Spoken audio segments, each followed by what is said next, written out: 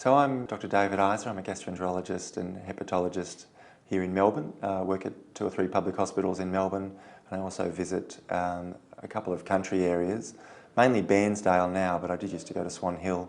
My name's Piero Baglioni and I'm the practice manager here at Bairnsdale Medical Group. We're one of the 2 clinics in town that run a general practice service. Bairnsdale's in the fortunate position of having quite a few specialists that already visit the town, and they do that on a monthly or bi-monthly basis. We're actually using Telehealth as an adjunct to that so that we can value add to that service. I mean, I've been visiting rural Victoria for 6 years now as a specialist provider through the MSOAP program as part of the Rural Workforce Association of Victoria, and I continue going every 4 weeks, but I've noticed over the last 12 to 18 months in particular that my waiting time has steadily increased, both waiting time for consultations and for endoscopy.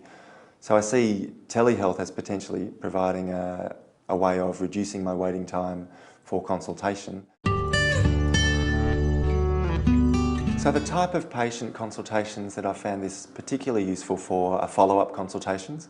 So where I've performed a procedure in the country to investigate a particular symptom, it offers an easy way to go through the pathology that we've, the biopsy results or the endoscopy findings, rather than make them travel and fit in a consultation just for a review of results.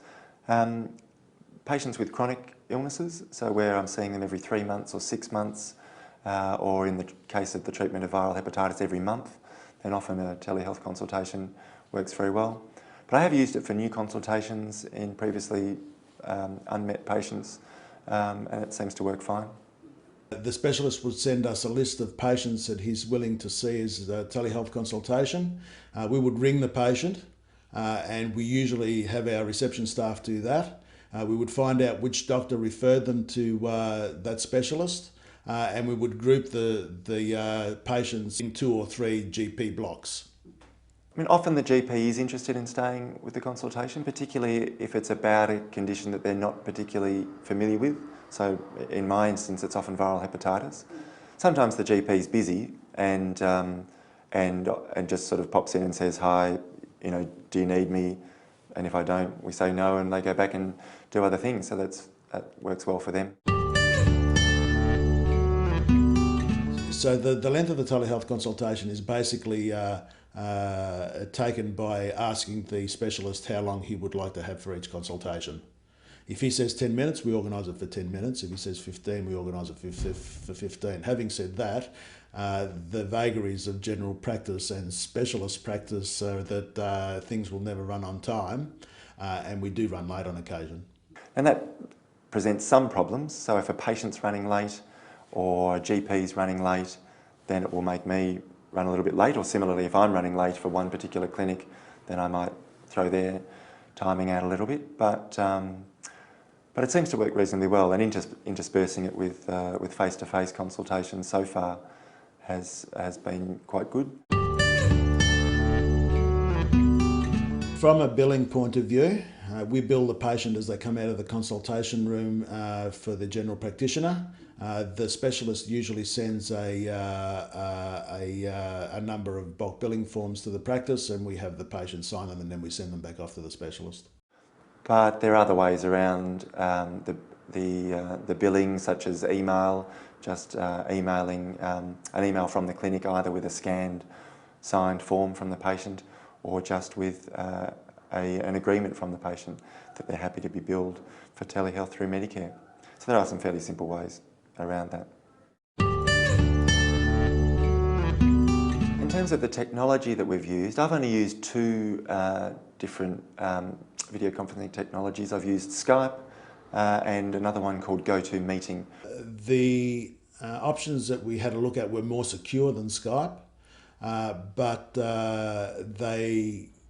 they weren't as compatible with other practices as Skype is. So Skype is a universal communication tool, basically. Everybody uses it. It's fairly easy to use, and it works 99.9% of the time. So GoToMeeting works quite well. It does involve a cost, an annual fee to the GP practice, which when spread across the number of telehealth consultations they're doing, I think would be insignificant.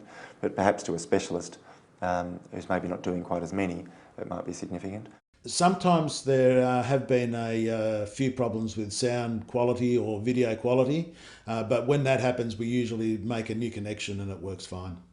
Occasionally, when I've tried to do Skype via a wireless connection, the call hasn't been quite as clear, and sometimes the voice and the picture will be out of sync. But when using cable internet, we haven't had a problem.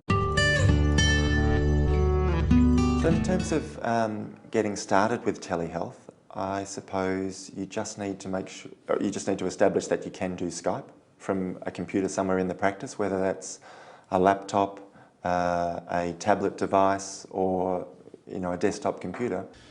What I would normally do when we have a telehealth session is I would log on to Skype. I would double click on the Skype icon and then pick the contact that we were having a session with on that day.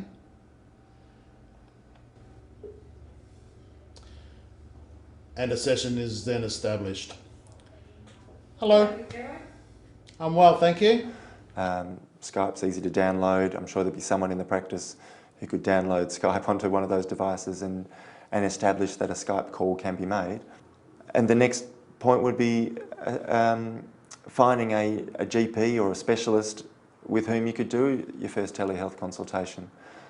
So in my case, I knew that there were a couple of GPs who were doing telehealth, so I just made a booking with a patient who I knew would be comfortable doing telehealth, so that we had all three parties happy to make the first telehealth call. Telehealth, from my perspective, will just be an adjunct to what we're doing now. So it's a good tool to use for rural practices where patients have to drive a long way to see specialists. But it will just be used in addition to what we're doing at the moment. The specialist will know, if the specialist needs to manipulate the patient or to do any other investigations that the general practitioner can't do, then those situations will always have to be face-to-face. This will just be an adjunct. And to the specialist, we learn from the GPs, having them in the room. We often learn more about our patients, having them present. I enjoy providing specialist healthcare to people all around Victoria. I can sit in one spot and talk to people in Mildura, Mallacoota and the Western Districts all in one day. And that's obviously much more convenient than driving to all of those places.